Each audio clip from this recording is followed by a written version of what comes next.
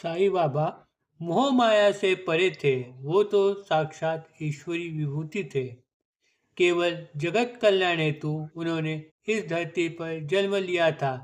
फिर भी वो कहते हैं, अरे मैं बन गया फकीर, ना घर ना दार, बेफिक्र बैठू एक जगह स्थिर, सारी किरकिर छोड़ के। फिर भी वो माया अनिवार्य, न छोड़े मुझे सताए बार बार। मैं भूलूं न भूल पाए वो मुझे, फंसाए मुझे हर बार। आदि माया वो तो हरि की, पीछा न छोड़े ब्रह्मादि को की। तो मुझ जैसे मामूली फकीर की क्या बात उसके आगे। माया यानी ईश्वर की ऐसी शक्ति जो मानव को मोह माया ममता में जकड़ कर रखती है। इस वजह से सामान्य मानव घर संसार पत्नी बच्चे तथा धन संपत्ति में उलझे रहते हैं, जबकि वह यह जानता है कि अपने मृत्यु पश्चात ये कुछ भी साथ आने वाला नहीं। इस मोह माया के प्रभाव के संदर्भ में श्री दुर्गा सप्तशती में वर्णन की गई राजा सूरत तथा समाधि वैश्य यानी वाणी की एक कथा बहुत ही उद्बोधनजनक है। चैत्र वंश में पैदा हुए राजा सूरत अपने मंत्रिमंडल के कट कपट तथा कारस्तान की वजह से उनके पड़ोसी देश कोलविंदासी लोगों से हुए युद्ध में पराभूत होकर उसे दुर्भाग्यवश जंगल में भाग जाना पड़ता है। वहां पर उसकी मुलाकात कर्म से व्यापारी यानी वैश्य एक समाधि नाम के वाणी से हो जाती है। उसके बीबी बच्चे उसकी धन संपत्ति हड़प कर उसे कंगाल करके घर से निकाल देते हैं। फिर भी उसके मन में अपने बीबी बच्चों का ख्याल, उनकी चिंता उसे हर वक्त सताए रहती है। राजा भी अपने प्रजाजनों की व्यथा से पीड़ित रहता है।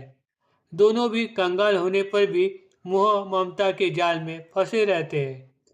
वह इस पर उपाय ढूंढने के लिए उसी जंगल में जो मेघा नाम के ऋषि मुनि का आश्रम होता है उनसे मिलने जाते हैं।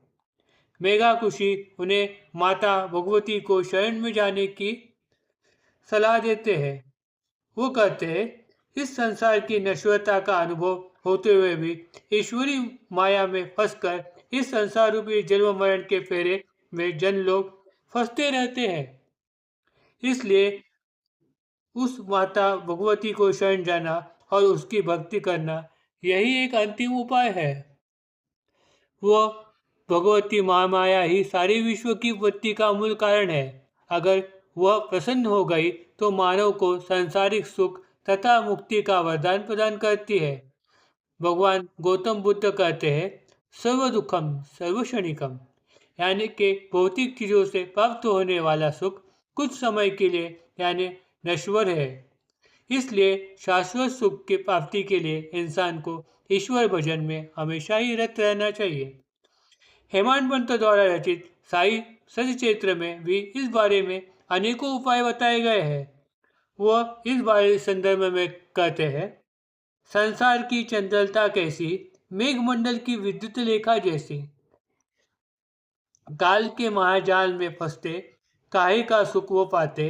सांस टूटी संसार टूटा, नाते रिश्तेदार से नाता टूटा। मोह माया ममता का बंधन छूटा।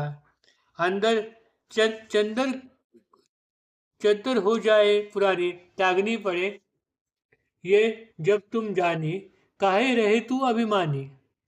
त्याग के मोह बंधन ईश्वर भजन में नित्य रम, पाए शाश्वत सुख तू निरंतर। और सबसे महत्वपूर्ण बात तो यह है कि करनी हो जब माया तरण, उपाय एक ही धरे सद्गुरु चरण। हो जावे तुम जब अन्य ने शरण, भव भय हरण सहज ही। Om Sai Ram. Please like and subscribe my channel.